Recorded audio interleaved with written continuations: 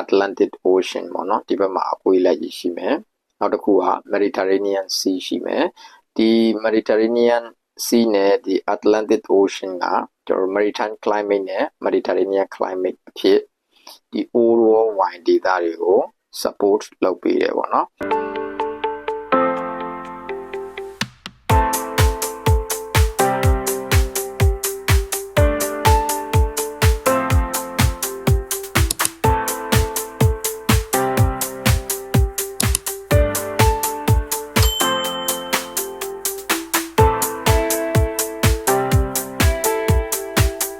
မင်္ဂလာပါကျွန်တော်ဗစ်တာပါပြန်လည်ပြီးတော့ကြိုဆိုပါရစေဒီနေ့အကြောင်းအရာမှာတော့ကျွန်တော်တို့ world map မှာသိရှိနေတဲ့ကျွန်တော်တို့ continent တွေနဲ့ ocean တွေအကြောင်းကိုလေ့လာကြမှာဖြစ်ပါတယ်ဒီကမ္ဘာမြေပုံတွေအကြောင်းကိုလည်းကျွန်တော်တို့ wine အကြောင်းကိုလေ့လာမယ်ဆိုလို့ရှိရင်သိရှိထားဖို့လိုအပ်ပါတယ်ကျွန်တော်ဒီကမ္ဘာပေါ်မှာဘယ်နိုင်ငံကဘယ်နေရာမှာတည်ရှိတာလဲဘယ် continent တွေမှာပါဝင်တာလဲဘယ် ocean ရဲ့ effect တွေရရှိတာလဲဆိုတဲ့အကြောင်းအရာတွေကိုသိရှိထားမှသာကျွန်တော်တို့ကရှေ့ဆက်ပြီးတော့လေ့လာတဲ့အကြောင်းအရာတွေမှာလွယ်ကူသွားမှာဖြစ်ပါတယ်ပြောရရင်တော့ဒီသင်ခန်းစာကတော့ကျွန်တော်တို့ဒီ WSET သင်တန်းတွေမှာတော့အထူးတလဲပြုလုပ်လို့မရှိဘူးပေါ့နော်ပါဝင်လို့မရှိဘူးပေါ့ဒါပေမဲ့ကျွန်တော်ကတော့ဒီအကြောင်းအရာတစ်ခုကို post တစ်ခုအနေနဲ့တင်ပြပြုလုပ်ဖို့စဉ်းစားမိတယ်ပေါ့နော်။ဘာကြောင့်လဲဆိုတော့ကျွန်တော်တို့နိုင်ငံ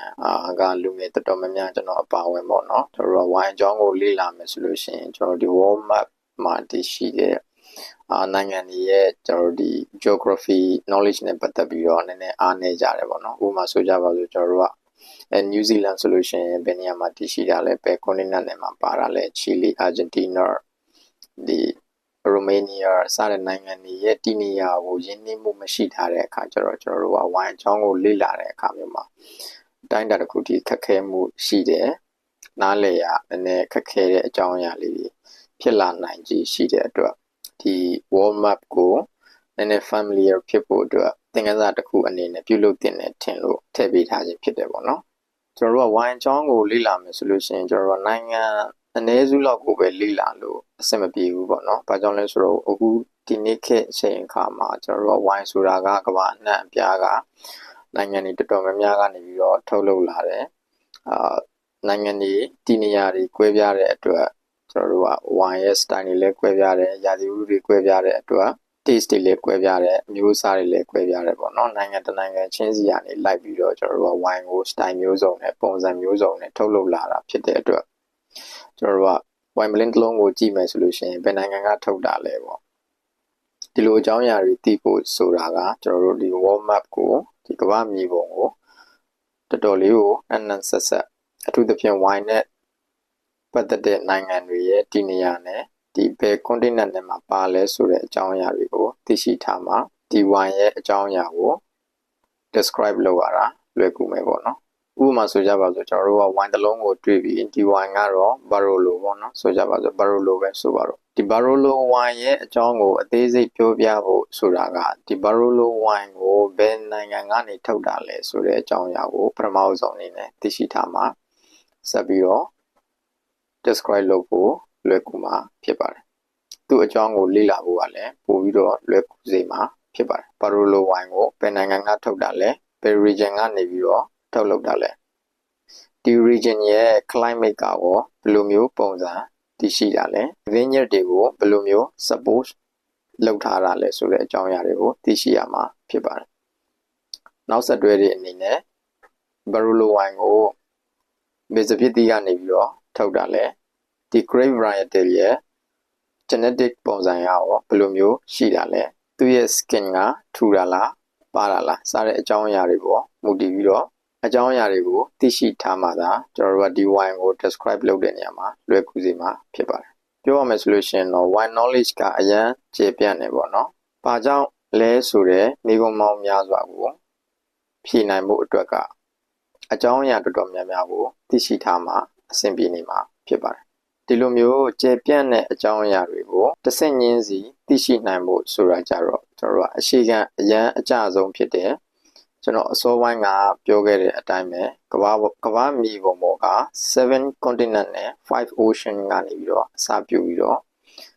လေ့လာမှာဖြစ်ပါတယ်ဒီ7 continent နဲ့ 5 ocean ကလည်းအခြေခံကျတဲ့အကြောင်းအရာတွေကတစ်ခုဖြစ်ပါတယ်ဒီအကြောင်းအရာတွေကိုသိရှိထားမယ်ဆိုလို့ရှိရင်တော့ရှေ့ဆက်ပြီးတော့လေ့လာရတာတိုင်းတာတစ်ခုထိပဲကူသားမှာဖြစ်ပါတယ်အစောကပြောတဲ့အတိုင်းပဲကျွန်တော်တို့ဒီ Barolo wine က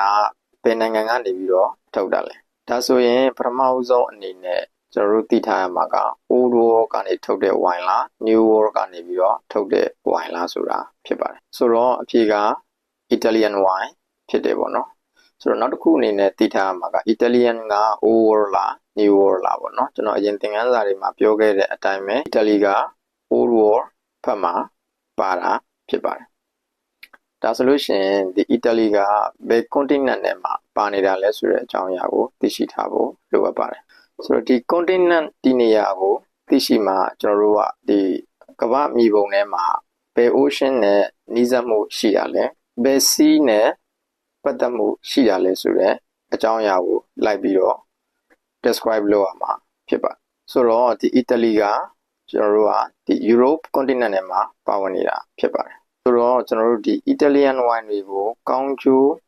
ရရှိစေတဲ့ effect တွေကတစ်ခုကတော့ Mediterranean Sea ပဲဖြစ်ပါတယ်ဒီ Mediterranean Sea ကြောင့်ပဲကျွန်တော်တို့ဒီ Italian wine region တွေမှာ Mediterranean climate ကိုရရှိတယ်ပေါ့နော်ဆိုတော့ဒီအကြောင်းအရာကကျွန်တော်တို့ကဒီ continent ကိုဒီ7 continent နဲ့5 ocean ကိုတည်ထားမှာဆက်ပြီးတော့လေ့လာလို့လွယ်ကူတဲ့အကြောင်းအရာဖြစ်ပါတယ်ဆိုတော့ဒီ Mediterranean Sea ရဲ့ကောင်းကျိုးရရှိတဲ့ wine region တစ်ခုကတော့ကျွန်တော်အစောက mention လုပ်ခဲ့တဲ့အတိုင်းပဲ Piedmont region ပဲဖြစ်ပါတယ်ဆိုတော့ဒီ Barolo wine ကဒီ Piedmont region ကနေပြီးတော့ထုတ်လုပ်တဲ့ wine မျိုးစားတစ်မျိုးဖြစ်တယ်ပေါ့နော်ဒီ wine ကိုထုတ်လုပ်ဖို့အတွက်အသုံးပြုတဲ့စပစ်က Nebbiolo လို့ခေါ်ပါတယ်ဆိုတော့အကြမ်းများဖြင့်ပြောမယ်ဆိုလို့ရှိရင်ကျွန်တော်ဒီ Nebbiolo wine တွေကစပြီးတော့ထုတ်လုပ်ရှင်းမှာဒီ wine making process ပြီးချင်းအချိန်အခါမှာဒီ wine ကအရန်ကို high acidity ဖြစ်ပြီးတော့ high tannin ဖြစ်တယ်ပေါ့နော်ကျွန်တော်ဒီ Barolo wine တွေက aging potential တော်တော်များများရှိပါတယ်အဲ့ဒီအကြောင်းအရာရဲ့နောက်မှာဘာကြောင့်လဲဆိုတဲ့အကြောင်းအရာကိုသိရှိထားဖို့လိုအပ်ပါတယ်ဘာကြောင့်ဒီ Barolo wine တွေက aging potential ရှိတာလဲဘာကြောင့်လဲဆိုတော့ဒီ wine တွေက wine making process ပြီးချင်းမှာ high acidity ဖြစ်တဲ့ high tannin ဖြစ်တယ်ပေါ့နော်ဒါကြောင့် aging potential ရှိတယ်လို့ပြောလို့ရတယ်နှစ်ကာလအတိုင်းအတာတစ်ခုထိ aging မလုပ်ဘဲနဲ့ဒီ wine တွေက ready ဖြစ်တဲ့အနေအထားကိုမရောက်လာဘူးပေါ့နော်ဆိုတော့အဲ့ဒီနောက်မိကုန်းမှာဘာကြောင့် high acidity နဲ့ high tannin ဖြစ်တာလဲဆိုတဲ့မိကုန်းကိုထပ်သိထားမှာဖြစ်ပါတယ်ဘာကြောင့်လဲဆိုတော့ဒီ Barolo wine တွေကိုထုတ်လုပ်တဲ့စပစ်အမျိုးအစားကို Nebbiolo လို့ခေါ်တယ်ပေါ့နော်ဒီ Nebbiolo grade ရဲ့ပင်ကိုသဘောတဘာဝအရာသူကအခွန်ထူပြီးတော့အခွန်ထူတယ်ပေါ့နော်စပစ်အလုံးကသေးပြီးတော့အခွန်ထူတယ်ပေါ့နော်ဆိုတော့အဲ့ဒီနောက်မှာထပ်ပြီးတော့မိကုန်းတစ်ခုရှိလာတာကဘာကြောင့်အခွန်ထူရတာလဲပေါ့နော်ဒီနေရာမှာအကြောင်းအရာနှစ်ခုအနေနဲ့ရှိပါတယ်ပထမတစ်ခုကတော့ဒီ grape variety ရဲ့ပင်ကို genetic တဘာဝအရာသူကအခွန်ထူတဲ့အမျိုးအစားဖြစ်ပါတယ်သူ Cabernet Sauvignon နဲ့တော့နည်းနည်းလေးကွဲတယ်ပေါ့နော် Cabernet Sauvignon ကအခွန်ထူပြီးတော့အယောင်ကရင်းနေဘက်သွားတယ်ဒါပေမဲ့ဒီ Nebbiolo grape ကကြတော့အခွန်ထူတယ်သူပေမဲ့လည်းအယောင်ဖြော့တဲ့ဘက်ကိုသွားတယ်ပေါ့နော်ဆိုတော့ဒါပေမဲ့လည်းဒီအကြောင်းအရာက genetic တစ်ခုတည်းကြောင့်မဟုတ်ဘူးပေါ့တခြားရာသီဥတု climate effect တွေကလည်းတက်ရောက်မှုရှိသေးပါတယ်ဒီအမြင့်ပိုင်းဒေသတောင်ပေါ်မှာစိုက်ထားတဲ့ vineyard နဲ့ကျွန်တော်ဒီကုန်းပေါ်မှာပုံမှန်စင်ကြီးချောလောက်ရှိတဲ့ကုန်းပေါ်မှာစိုက်ထားတဲ့ဒီ vineyard တွေကဒီ Nebbiolo grape တွေရဲ့ဒီသူ့ရဲ့ skin ရဲ့အထူအပါးကကွာခြားမှုရှိတယ်ပေါ့နော်။ဘာကြောင့်လဲဆိုတော့ဒီစပစ်တီးရဲ့ပင်ကိုယ်သဘာဝအရာကျွန်တော်တောင်ပေါ်အမြင့်ပိုင်းဒေသမှာလေတိုက်ခတ်မှုနှုန်းများတယ်။ကျွန်တော်ဒီ climate effect ကနည်းနည်းလေးကျန်းတဲ့အရှိန်တစ်ခုရှိတာကြောင့်ပင်ကိုယ်သဘာဝအရာကျွန်တော်ဒီစပစ်တီးတွေကဒီရာသီဥတုတန်ကိုခံနိုင်ဖို့အတွက်သူ့ရဲ့အခွန်ကပိုပြီးတော့ထူထူလေးဖြစ်တည်လာတယ်ပေါ့နော်ဆိုတော့ဆက်ပြောမယ်ဆိုရင်တော့အကြောင်းအရာတွေကအများကြီးရှိတယ်ပေါ့နော်ဒီလိုအသေးစိတ်အကြောင်းအရာတွေကိုလေ့လာဖို့ကျွန်တော် describe လုပ်ဖို့ဆိုတာကအရန်အရှိခံကြားတဲ့ကျွန်တော်အစောပိုင်းကပြောခဲ့တယ်ကျွန်တော်ဒီ7 continent နဲ့5 ocean အကြောင်းကိုသူ့ရဲ့သဘောတရားကိုသိ သိရှိထားမှာဆက်ပြီးတော့လေ့လာရတာလွယ်ကူမှာဖြစ်ပါတယ်ဆိုတော့ကျွန်တော်တို့ဆိုလိုရင်းအကြောင်းအရာကိုသွားရမယ်ဆိုလို့ရှိရင်ကျွန်တော်တို့ဒီ world map မှာကမ္ဘာမြေပုံမှာပေါ့နော်7 continent ရှိတယ်5 ocean ရှိတယ်ပေါ့နော်ပထမဆုံးအနေနဲ့ကျွန်တော်တို့ကဒီ7 continent အကြောင်းကိုစပြီးတော့ပြောပြပါမယ်တော်တော်များများကတော့သိရှိပြီးသားတွေဖြစ်ပါလိမ့်မယ်ဒါပေမဲ့ကျွန်တော်တို့တချို့အတွက်လိုအပ်မယ်ထင်လို့ဒီသင်ခန်းစာကပြုလုပ်ပါခြင်းဖြစ်ပါတယ်ကျွန်တော်ဒီ7 continent မှာ Asia continent ပါမယ် Europe continent ပါမယ် Africa continent ပါမယ် Australia continent ပါမယ် South America continent ပါမယ် North America continent ပါမယ် Antarctica continent ဆိုပြီးတော့ continent 9ခုရှိတယ်ပေါ့နော်ဒီ world map မှာဒီ continent တစ်ခုချင်းစီလိုက်ပြီးတော့နိုင်ငံတွေအများကြီးထွက်ပေါ်လာတာဖြစ်ပါတယ်ဒါပေမဲ့လည်းကျွန်တော်တို့က why knowledge ကိုလေ့လာမယ်ဆိုလို့ရှိရင်ဒီ continent တွေကထွက်ပေါ်လာတဲ့နိုင်ငံတွေကနေပြီးတော့ကျွန်တော်တို့ကနိုင်ငံ15နိုင်ငံလောက်ကိုပဲလောလောဆယ်အနေအထားနဲ့ရှိထားဖို့လိုအပ်ပါသေးတယ်ဆိုတော့ပထမအဆုံးအနေနဲ့အရေးကြီးဆုံး continent တစ်ခုကိုစပြီးတော့ပြောရမယ်ဆိုလို့ရှိရင်ကျွန်တော်တို့က Europe continent အကြောင်းကိုပြောရမှာဖြစ်ပါတယ်ဒီ Europe continent မှာ wine နဲ့ပတ်သက်ပြီးတော့အဓိကကျတဲ့နိုင်ငံတွေသိရှိထားမှာကတော့ကျွန်တော်တို့က France ရှိတယ် Italy ရှိတယ် Portuguese ရှိတယ် Germany ရှိတယ် Spain ရှိတယ် England ရှိတယ်အင်္ဂလန်ကတော့ကျွန်တော်တို့အခုနောက်ပိုင်းကာလမှာကျွန်တော်တို့စပစ်တွေစတင်ပြီးတော့စိုက်ပျိုးလာတဲ့အနေအထားတစ်ခုလို့ပြောရမှာဖြစ်ပါတယ်တက်တန်အဖြစ်တော့တော်တော်လေးနည်းသေးတယ်ပေါ့နော်ဒါပေမဲ့လည်းသူက Europe continent နဲ့မှာပါဝင်နေတဲ့အတွက်ထည့်ပြီးတော့သိရှိထားဖို့လိုအပ်ပါတယ်နောက်တစ်ခုကတော့ Greece ရှိတယ်ပေါ့နော်ကျွန်တော်တို့ဒီ Eastern Europe နဲ့ Central Europe ဘက်ကနေပြီးတော့ကြီးကြီးမားမားထုတ်လုပ်မှုမဟုတ်ပေမဲ့လည်းဒီ wine culture ကတော်တော်လေးနှစ်ပေါင်းကြာတဲ့ကနေပြီးတော့ထုတ်လုပ်လာတဲ့နိုင်ငံအသီးတချို့လည်းရှိသေးတယ်ပေါ့နော် wine နဲ့ပတ်သက်ရင်တော့တော်သိပ်ပြီးတော့နာမည်ကြီးတဲ့မှာတော့မပါဘူးဆိုတော့ညာလည်းပဲဒီထက်မှာတချို့နိုင်ငံတွေကိုတော့ဒီနေရာနေထားနေနဲ့သိရှိထားဖို့လိုအပ်ပါတယ်ဒီနိုင်ငံတွေကတော့ Austria ရှိမယ်ပေါ့နော်ဒီ Australia ကိုပြောတာမဟုတ်ဘူးပေါ့နော်ကျွန်တော်တို့ဒီ Austria နိုင်ငံကိုပြောတာဖြစ်ပါတယ်အဲ့ဒီဘက်ကနေပြီးတော့ကျွန်တော်တို့ဒီ Gruner Veltliner ဆိုတဲ့ကျွန်တော်တို့ဒီစပစ်ကနေပြီးတော့ထုတ်လုပ်တဲ့ wine အမျိုးအစားတွေကိုလည်းနာမည်တိုင်းတစ်ခုထိရရှိတယ်ပေါ့နော်အဲ့လိုပဲတခြားနိုင်ငံငယ်တွေဖြစ်တဲ့ကျွန်တော်တို့ဒီ Hungary ရဆိုလို့ရှိရင်လည်း Tokai ပေါ့ဒီ Croatia ဆိုလို့ရှိရင် Malvasia ကျွန်တော်တို့ဒီ Eastern Europe ဘက်မှာ Romania, Bulgaria, Serbia, Czech, Switzerland, Cyprus, Georgia, Luxembourg Belgium စသဖြင့်ပေါ့နော်နိုင်ငံတော်တော်များများရှိသေးတယ်ပေါ့ဒါပေမဲ့ဒီနိုင်ငံတွေကိုတော့ကျွန်တော်တို့ကအသေးစိတ်အနေနဲ့သွားဖို့လောလောဆယ်အနေထားမှာမလိုအပ်သေးဘူးပေါ့နော်ဒီနိုင်ငံကဝိုင်းနေအကြောင်းကိုတော့ကျွန်တော်တို့ကနောက်ပိုင်းကျမှအချိန်ရမှသွားပြမယ်ထင်ပါတယ်အဓိကအဖြစ်တော့ဒီနိုင်ငံတွေဘက်ထဲမှာတော့ကျွန်တော်တို့ကလူသိများတဲ့ Grape Varietal မျိုးတွေထက်စားလို့ရှိရင်ဥပမာကျွန်တော်တို့ဒီဘက်မှာဆိုလို့ရှိရင်အသိများတာက Cabernet Sauvignon ရှိမယ် Chardonnay ရှိမယ် Merlot, Malbec စသဖြင့်ပေါ့နော်Pinot Noir ပေါ့ဆိုတော့ဒီလိုမျိုးစပစ်မျိုးအစားတွေကနေပြီးတော့အသုံးပြုတဲ့ wine တွေထက်ကိုစားလို့ရှိရင်ဒီ Eastern Europe ဘက်က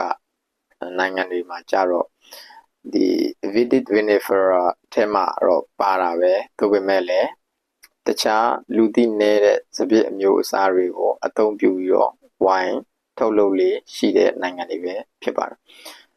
တကယ်တော့ကျွန်တော်တို့ကဒီ Vitivinifera အောက်မှာစပစ်အမျိုးအစားပေါင်းထောင်ပေါင်းများစွာရှိတယ်ပေါ့နော်ဆိုတော့ကျွန်တော်တို့သိတာကတော့အနည်းစုပဲရှိလိမ့်မယ်ပေါ့ဒါပေမဲ့လည်းကျွန်တော်တို့ဒီတခြား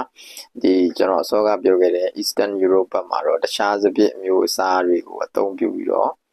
ဒီ Vitivinifera အောက်ကပဲပေါ့နော်တခြားစပစ်အမျိုးအစားတွေကိုအသုံးပြုပြီးတော့ wine တွေထုတ်လုပ်လေရှိနေတာပဲဖြစ်ပါတယ် Europe continent မှာတော့ကျွန်တော်တို့အဓိကအားဖြင့်သိထားရမယ်နိုင်ငံက10ခုရှိပါတယ် France, Italy, Spain, Germany, Portuguese, Greece နောက်ထပ်အနည်းအချင်းသိထားရမယ်နိုင်ငံတစ်ခုကတော့ Romania နဲ့ Hungary ပဲဖြစ်ပါတယ် Okay ကျွန်တော်တို့ကဆိုတော့ဒီမြေပုံထဲမှာကြည့်မယ်ဆိုရင်ပေါ့နော်ဒီ France နဲ့ဒီအောက်ဖက်နားမှာကရက်တည်ရှိတဲ့နေရာကတော့နိုင်ငံကတော့ကျွန်တော် Spain ပေါ့နော်ဒီ Spain ရဲ့ဒီ West ဘက်မှာတည်ရှိတဲ့နိုင်ငံကတော့ Portugal ပေါ့နော်အဲ့ဒါတည်ရှိထားဖို့လိုအပ်တယ်အဲ့ဒီနောက်မှာဒီ France ရဲ့ဒီအောက်ဘက်ဒီ East ဘက်နားမှာပေါ့နော်တည်ရှိတဲ့နိုင်ငံကတော့ကျွန်တော်တို့ဒီ Italy ပေါ့နော် Italy ရှိမယ်ဒီနိုင်ငံရဲ့အပေါ်ဘက်မှာကျွန်တော်တို့က Germany ရှိတယ်ပေါ့နော် Austria တို့ Croatia တို့ Hungary တို့ကတော့ဒီဘက်မှာဆက်နိုင်ငံတွေအနေနဲ့တည်ရှိနေတယ်ပေါ့နော်တကူတည်ထားရမှာကကျွန်တော်ဒီ Italy ရဲ့ဒီ white လေးရဲ့ဒီအောက်ဘက်နားမှာကကျွန်တော် Mediterranean Sea ရှိတယ်ပေါ့နော်ဒီ Mediterranean Sea ကဒီ Italy ဒီ long coast ပေါ့နော်ဒီအရှေ့လိုက်ကိုတိုင်းတက်တစ်ခုထိဒီ Mediterranean climate ကိုရရှိစေတာဖြစ်တယ်ပေါ့နော်ဆိုတော့ဒီ ocean အကြောင်းကိုတော့ပြီးတော့မှဆက်သွားမယ်ပေါ့နော်ဆိုတော့လောလောဆယ်တော့ဒီမြေပုံထဲမှာရှိတဲ့အတိုင်းပဲကျွန်တော်တို့ကဒီ Europe continent မှာဒီသိရှိထားရမယ်နိုင်ငံတွေရဲ့တည်နေရာကိုလေ့လာထားဖို့လိုအပ်တယ်ပေါ့နော်ထပ်ပြီးတော့ပြောမယ်ဆိုလို့ရှိရင်ကျွန်တော်တို့က Portugal အောက်ဘက်ကနေစသွားမယ်ဆိုလို့ရှိရင်ကျွန်တော်တို့က Portugal ရှိတယ် Spain ရှိမယ်အဲ့ဒီရဲ့အထက်နားမှာ France ရှိမယ်ဒီဘက်မှာ Italy ရှိမယ်ဒီနှစ်ခုရဲ့အပေါ်ဘက်မှာ Germany ရှိမယ်ဆိုတော့နောက်တစ်နိုင်ငံအနေနဲ့ကျွန်တော်တို့ကဒီ Greece ကိုဒီအောက်ဖက်နားလေးမှာရှိတယ်ဒီ Mediterranean Sea နဲ့ကပ်ရက်တည်ရှိနေတဲ့ဒီ Greece နိုင်ငံပေါ့နော်ဒီနေရာကလည်းသိရှိထားရမယ်နိုင်ငံတစ်ခုထဲမှာပါတယ်ပေါ့ဆိုတော့အချင်းချုပ်အားဖြင့်ကျွန်တော်တို့ကဒီ Europe continent မှာသိရှိထားရမယ်နိုင်ငံတွေကကျွန်တော်တို့ဒီအောက်ရှေ့နားမှာ Portugal ရှိတယ် Spain ရှိတယ်ဒီဘက်ညာဘက် East ဘက်ရှမ်းပေါ့နော်ညာဘက်ရှမ်းSouth ဘက်နားမှာ Greece ရှိတယ်အဲ့ရနေပြီးတော့အပေါ်နဲ့ထပ်သွားမယ်ဆိုလို့ရှိရင်ကျွန်တော်တို့က France ရှိတယ် Italy ရှိလာမယ်အဲ့ဒီကနေပြီးတော့အပေါ်ဘက်ကိုလည်းထပ်သွားမယ်ဆိုလို့ရှိရင် Germany ရှိတယ်ပေါ့နော်အားလုံးပေါင်းနိုင်ငံအဓိကအနေနဲ့6ခုရှိတယ်ပေါ့နော်အဲ့ဒီမှာထပ်ပြီးတော့အနည်းအချင်းသိရှိထားဖို့လိုအပ်တဲ့နိုင်ငံတွေကတော့ Hungary နဲ့ Romania ပေါ့နော်ဒီမြေပုံထဲမှာပါနေတယ်ပေါ့ဒီ Romania ကလည်းဒီ Black Sea နဲ့နေရာတချို့အထိဆက်ဆံမှုရှိထားတယ်ပေါ့နော်ဆိုတော့ Hungary ကတော့သူကတော့land ပေါ်မှာဖြစ်တယ်ပေါ့ဆိုတော့ဒီ Europe continent ကိုမျက်စိထဲမှာဒီသက်ဆိုင်တဲ့နိုင်ငံတွေကိုတိုင်းတာတစ်ခုထိမှတ်မိနေဖို့လိုအပ်တယ်ပေါ့နော်ဒီလိုမှတ်မိထားမှသာကျွန်တော်တို့ကဒီဝိုင်ထုတ်လုပ်တဲ့နိုင်ငံရဲ့တည်နေရာနဲ့အနေအထားကိုမျက်စိထဲမှာမြင်လာမှာဖြစ်ပါတယ်ဒီလိုမြင်လာမှပဲသူ့ရဲ့ climate ကိုကျွန်တော်တို့ကအကြမ်းမြင်သိရှိလာမယ်ပေါ့နော်ဆိုတော့ဒီ Europe continent ကတော့ကျွန်တော်တို့ကဒီ equator ရဲ့ north ဘက်အရှမ်းမှာတည်ရှိနေတယ်ပေါ့နော်ဆိုတော့ equator ရဲ့ north ဘက်အရှမ်းမှာကျွန်တော်အရင်ကပြောခဲ့တဲ့အတိုင်းပဲဒီ Europe continent ကြီးတစ်ခုလုံးကကျွန်တော်တို့ကဒီ30ကနေပြီးတော့50 degree ကြားထဲမှာတည်ရှိနေတာဖြစ်ပါတယ် latitude 30 to 50 degree ပေါ့နော်ကျွန်တော်အများအားပြောနေကြအကြောင်းအရာပဲဖြစ်တယ်ပေါ့နော်ဒီ latitude 30 to 50 degree อ่ะဆိုတော့အဲ့ဒါလေးကိုတော့သိရှိထားဖို့လိုအပ်ပါတယ်ဆိုတော့နောက်ထပ်အကြောင်းအရာတစ်ခုအနေနဲ့ဆက်ပြီးသွားမယ်ဆိုရင်ဒီ Europe continent ကိုတော့ဒီတေချာလေးတော့သိရှိထားဖို့လိုအပ်တယ်ပေါ့နော်ဘယ်နိုင်ငံကဘယ်နေရာမှာတည်ရှိနေတာလဲဒီ Europe continent ရဲ့East ဘက်မှာတည်ရှိရလား West ဘက်မှာတည်ရှိတာလားဒီ North ဘက်မှာတည်ရှိတာလား South ဘက်မှာတည်ရှိတာလားပေါ့နော်ဒီလိုမျိုးတည်နေရာကိုအကြမ်းမြင်သိရှိထားဖို့လိုအပ်ပါတယ်နည်းနည်းတော့ထပ်ပြီးတော့လေ့လာဖို့လိုအပ်မယ်လို့ထင်တယ်ပေါ့နော်ဆိုတော့ကျွန်တော်တို့ဒီ Europe continent ကိုတော့ကျွန်တော်တို့ old world လို့သိရှိထားရမှာဖြစ်တယ်ပေါ့နော်ဒီ old world country တွေမှာကျွန်တော်အစောကပြောခဲ့တဲ့အသေးစိတ်နိုင်ငံတွေကအစားပါဝင်နေပေါ့နော်ဆိုတော့အဲ့ဒီကနေပြီးတော့ကျွန်တော်ဒီ world map မှာဒီ Europe continent ကနေပြီးတော့ကျွန်တော်တို့ West ဘက်ကိုဆက်ပြီးတော့ကြည့်မယ်ဆိုလို့ရှိရင်ဘယ် continent ရှိမလဲဆိုတော့ကျွန်တော်တို့က North America continent ရှိတယ်ပေါ့နော်ဒီ North America continent မှာတော့ကျွန်တော်တို့ကအဓိကအားဖြင့်သိရှိထားမှာကတော့ US ပဲရှိတယ် ကျွန်တော်တို့အဲ့ဒီ US မှာ California ကိုပဲအဓိကထားပြီးတော့သိရှိထားဖို့လိုအပ်ပါလိမ့်မယ်ဒီ California မှာတော့ region တွေအများကြီးရှိတယ်ပေါ့နော်ဒီ region တွေအကြောင်းကိုတော့ကျွန်တော်တို့နောက်ပိုင်း wide region တွေအကြောင်းကိုသွားတဲ့နေရာမှာအသေးစိတ်ဆက်ပြီးတော့ပြောကြမှာဖြစ်ပါတယ်ဆိုတော့ကျွန်တော်တို့ကဒီပထမအဆုံး continent ဖြစ်တဲ့ Europe continent ရဲ့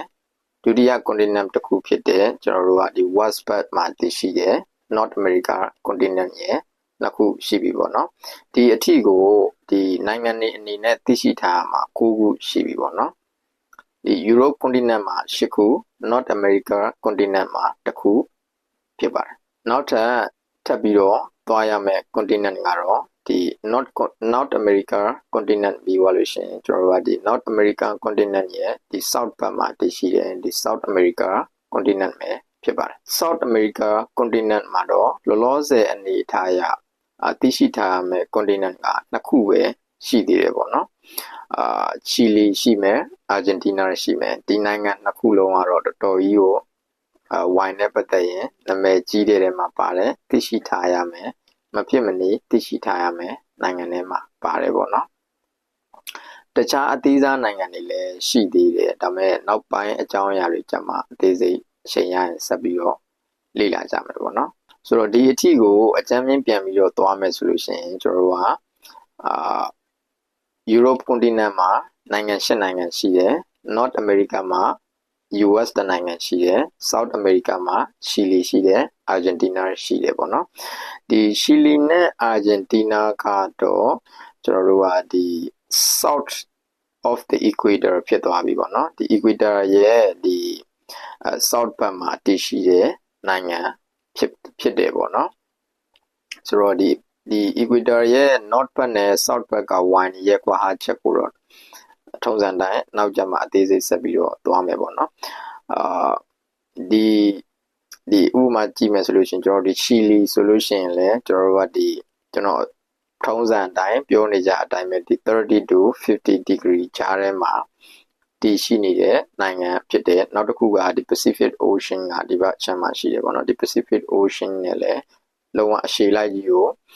ဆက်နေတဲ့နေမြေတစ်ခုဖြစ်တယ်ပေါ့နော်ဆိုတော့ဒီ Argentina ဆိုလို့ရှိရင်လည်းဒီဘက်အရှမ်းမှာတည်ရှိတယ်ဒီ Argentina ကလည်းဒီ Atlantic Ocean နဲ့အရှည်လိုက်ဆက်နေတဲ့နိုင်ငံတစ်ခုဖြစ်တယ်ပေါ့နော်ဆိုတော့ဒီအကြမ်းမြင်ပြောမယ်ဆိုလို့ရှိရင်တော့ကျွန်တော်ဒီပထမဆုံးအနေနဲ့ Europe continent ရှိမယ် overall လို့ခေါ်တယ်ဒီ Europe continent ကိုအဓိကအားဖြင့်တက်ရောက်ပေးထားတဲ့ ocean ကတော့ Atlantic Ocean ပေါ့နော်ဒီဘက်မှာအကွေးလိုက်ကြီးရှိမယ်နောက်တစ်ခုက Mediterranean Sea ရှိမယ်ဒီ Mediterranean Sea နဲ့ဒီ Atlantic Ocean ကကျွန်တော် Maritime climate နဲ့ Mediterranean climate အဖြစ်ဒီ overall wine data တွေကို support လုပ်ပေးတယ်ပေါ့နော်အဲဒီကနေပြီးတော့ကျွန်တော်တို့ကဒီ North America continent နဲ့ South America continent မှာ US ရှိမယ် Chile Argentina ရှိမယ်ပထမဆုံးအနေနဲ့ဒီ North America continent မှာ US ရှိမယ်ဒီ US ကကျွန်တော်ကဒီဘက်အချမ်းကကျွန်တော်တို့ Pacific Ocean ကနေပြီးတော့ a big support လုပ်ပေးတယ်ပေါ့နော်ဒီ Equator ရဲ့ South ဘက်အချမ်းမှာတည်ရှိတဲ့ Chile နဲ့ Argentina ကိုလည်းဒီ Pacific Ocean က a huge support လုပ်ပေးထားတာရှိတယ်ပေါ့နော်ဆိုတော့လောလောဆယ်အထိကိုကျွန်တော်တို့က Europe continent မှာနိုင်ငံ၈ခုရှိမယ်ဘယ်နိုင်ငံတွေလဲဆိုလို့ရှိရင်ကျွန်တော်ခဏထပ်ပြီးတော့ပြောပေးမယ်ပေါ့နော်။ဘာကြောင့်လဲဆိုတော့မေ့သွားမှာဆိုတော့ Portugal, Spain, France, Italy, Germany, Greece, Hungary ရှိမယ်နော်။အဲ့ဒီနိုင်ငံ၈ခုကိုတော့အဓိကအပြင်သိရှိထားဖို့လိုအပ်တယ်။အဲ့ဒီကနေပြီးတော့ကျွန်တော်တို့က North America continent မှာဆိုလို့ရှိရင် US အထူးသဖြင့်ကျွန်တော်တို့ကဒီ California ဒီနေရာဒေသကိုသိရှိထားဖို့လိုအပ်တယ်နောက်တစ်ခုက South America မှာဆိုလို့ရှိရင်ကျွန်တော်တို့က Chile နဲ့ Argentina ကိုသိရှိဖို့လိုအပ်တယ်ဆိုတော့ Europe မှာ၈ခု North America တစ်ခု9ခု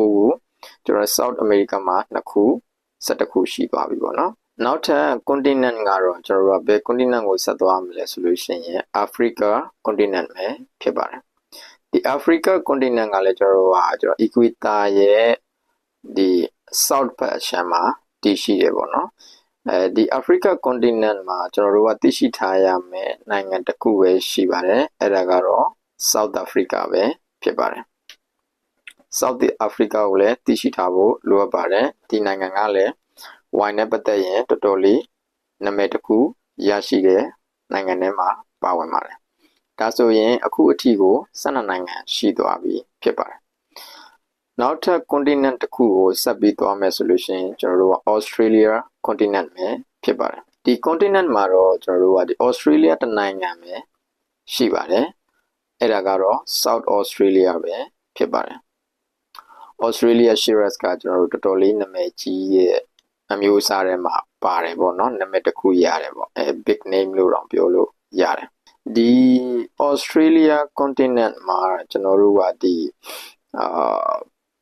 ဘေးပတ်လည်မှာကျွန်းနိုင်ငံလေးတွေအများကြီးရှိတယ်ပေါ့နော်အဲ့ဒီကျွန်းနိုင်ငံလေးတွေနဲ့ဒီ Australia continent တစ်ခုလုံးရဲ့ကိုပေါင်းပြီးတော့ကျွန်တော်တို့ကဘယ်လိုခေါ်လဲဆိုလို့ရှိရင် Oceania လို့ခေါ်တယ်ပေါ့နော်အဲ့ဒါကို knowledge တစ်ခုအနေနဲ့သိရှိထားဖို့လိုအပ်ပါတယ်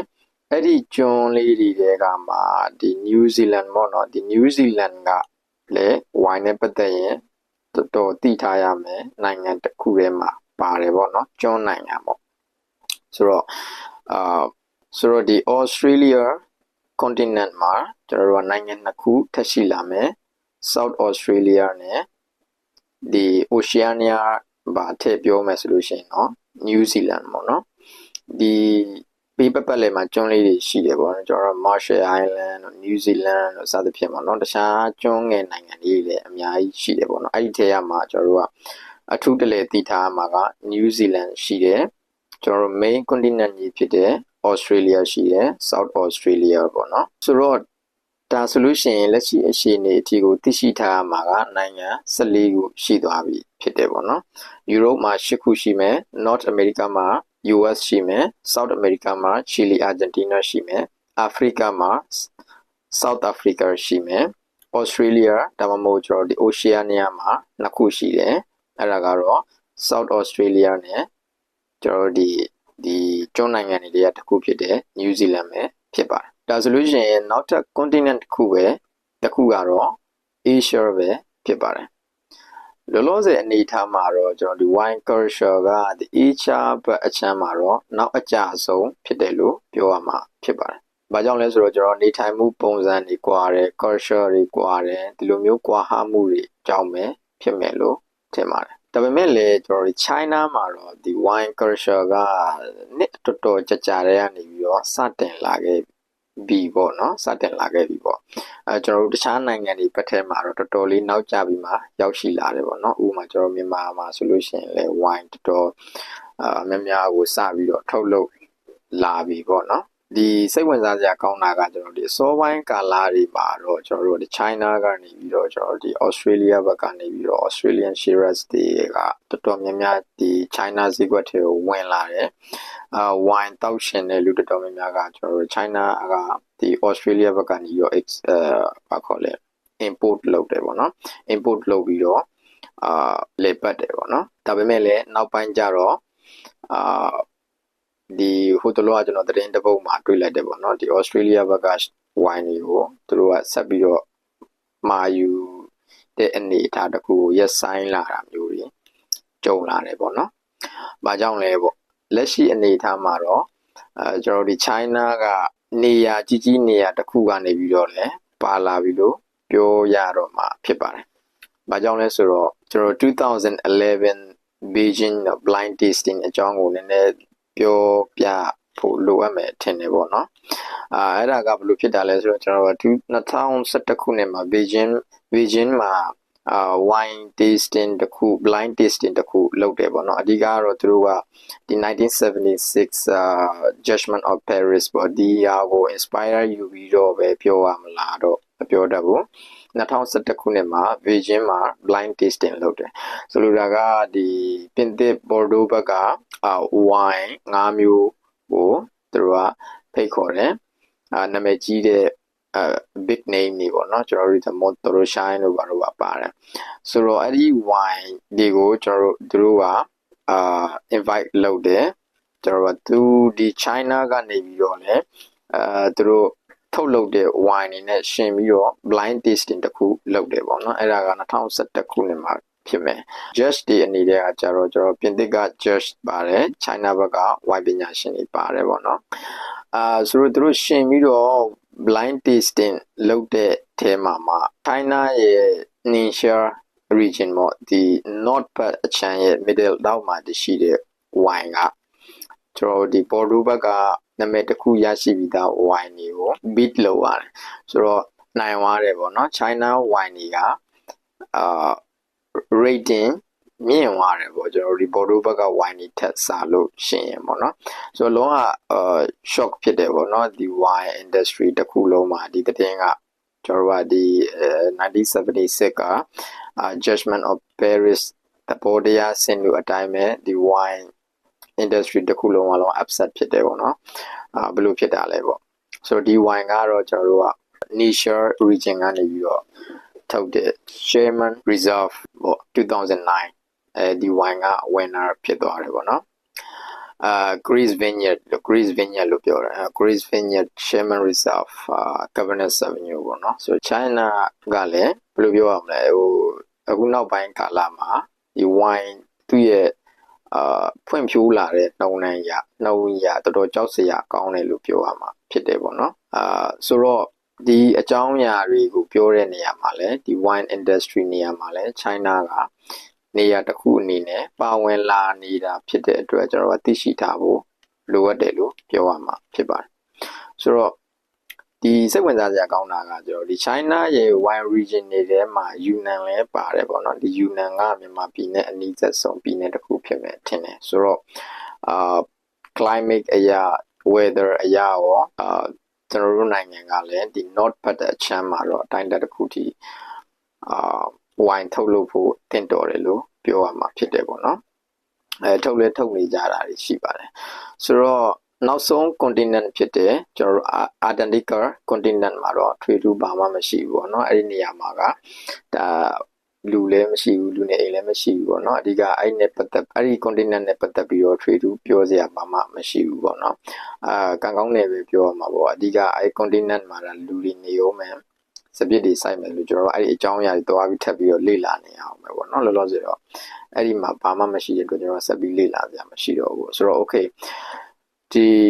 continent နဲ့သက်ဆိုင်တဲ့နိုင်ငံတွေကတော့ကျွန်တော်တို့ကဒီ Europe continent မှာ France, Italy, Spain, Germany, Portugal, Greece, Hungary and Romania ဆိုပြီးတော့နိုင်ငံ8နိုင်ငံရှိတယ်ပေါ့နော်နောက်တစ်ခုက North America တိုက်ဘက်ကိုသွားမယ်လို့ရှိရင်ကျွန်တော် US ရှိတယ်especially ကျွန်တော်တို့က California ကို must know ဖြစ်ရမယ်ပေါ့နော်အဲ့ဒီကနေပြီးတော့ကျွန်တော် Equator မြင်းရဲ့South ဘက်ကိုသွားမယ်ဆိုလို့ရှိရင် North America ပြီးရင် South America continent ရှိတယ်ဒီ South America continent မှာကတော့ Chile နဲ့ Argentina ကိုဒီနိုင်ငံကိုသိရှိထားရမယ်ပေါ့နော်ဆိုတော့ Africa continent မှာကျတော့ကျွန်တော် Equator ရဲ့ကျွန်တော်ဒီ South ဘက်အချမ်းမှာပဲဖြစ်တယ်ကျွန်တော်ဒီ South Africa ကိုသိရှိထားဖို့လိုအပ်တယ်ဆိုတော့ Australia နဲ့ Oceania ပေါ့နော်ကျွန်တော်ဒီ Australia continent ရဲ့ဒီပတ်လည်ကျွန်းနိုင်ငံတွေမှာရှိတဲ့ New Zealand ရဲ့ဆိုတော့အဲ့ဒီမှာကျွန်တော်အစောကပြောခဲ့တဲ့အတိုင်းပဲ Australia နဲ့ New Zealand ကိုသိရှိထားဖို့လိုအပ်ပါတယ်ဆိုတော့အဲ့ဒီEquator ရဲ့နောက်ဘက်Equator ရဲ့အောက်ဘက်အရှမ်းနဲ့အပေါ်ဘက်အရှမ်းကရာသီဥတုကလည်း opposite ဖြစ်တယ်ပေါ့နော်ဆိုကြပါစို့ပြောမယ်လို့ရှိရင်အခုအချိန်ကကျွန်တော် Christmas ပေါ့နော်ဒီ Christmas ကDecember မှာလုပ်တယ်သို့တော်ညာလည်းပဲဒီ Equator ရဲ့ South ဘက်အချမ်းကနိုင်ငံတွေမှာတော့သူကနှင်းမရှိဘူးလုံးဝနှွေးလို့ရာသီဥတု opposite ဖြစ်နေပေါ့နော်ဆိုတော့အဲ့ဒါကလည်းစိတ်ဝင်စားဖို့ကောင်းတယ်ဒီအကြောင်းအရာကလည်းဒီ wine ပေါ်မှာတက်ရောက်မှုရှိတယ်ဒါတော့နောက်မှဆက်ပြီးတော့သွားဖြစ်မယ်ပေါ့နော်ဆိုတော့နောက်ဆုံးတစ်ခုအနေနဲ့ Asia မှာတော့ကျွန်တော်တို့က China ကို must know အနေနဲ့ပါဝင်လာပြီဖြစ်တယ်ပေါ့နော်ဆိုတော့ဒီ continent နဲ့ဒီနိုင်ငံတွေအကြောင်းကအားလုံးပေါင်းဒီကျွန်တော်ဒီ country တွေနဲ့နေတဲ့ကကြတော့ဒီနိုင်ငံတွေနဲ့ကကြတော့ကျွန်တော်15ခုသိရှိထားဖို့လိုအပ်တယ်ပေါ့နော်ဒီ continent အနေနဲ့ကျွန်တော်တို့က7 continent ကိုသိရှိထားဖို့လိုအပ်တယ်သူ့ရဲ့ဒီနေရာနဲ့သူ့ရဲ့ဒီနိုင်ငံရဲ့နေရာအနေထားကိုဒီနိုင်ငံတစ်ခုကိုပြောလိုက်ပြီဆိုတာနဲ့ဥပမာပြင်သစ်ကိုပြောလိုက်ပြီဆိုတာနဲ့ကိုကျွန်တော်တို့ကဒီ continent နဲ့ ဒီနိုင်ငံနဲ့ဒီအနေအထားကိုဒီနေရာပုံစံကိုသိရှိထားဖို့လိုအပ်ပါလိမ့်မယ်လိုအပ်လို့ရှိရင်ကိုယ့်ဘက်ကိုတိုင်းတာတစ်ခုထပ်ပြီးတော့လေ့လာစေချင်ပါတယ်ဒါပေမဲ့တော်တော်များများတော့ဒီထဲမှာပါပြီးသွားပြီပေါ့နော်ဒီနေရာအနေထားတွေကိုပြောတဲ့နေရာမှာတော့ဆိုတော့ထပ်ပြီးတော့သွားမှာကဘာအကြောင်းအရာရှိလဲဆိုတော့ကျွန်တော်တို့က5 ocean ရှိတယ်ပေါ့နော်ဆိုတော့ဘာကြောင့်ဒီ ocean အကြောင်းကိုဆက်ပြီးတော့သွားရလဲဆိုတော့ဒီ ocean တွေက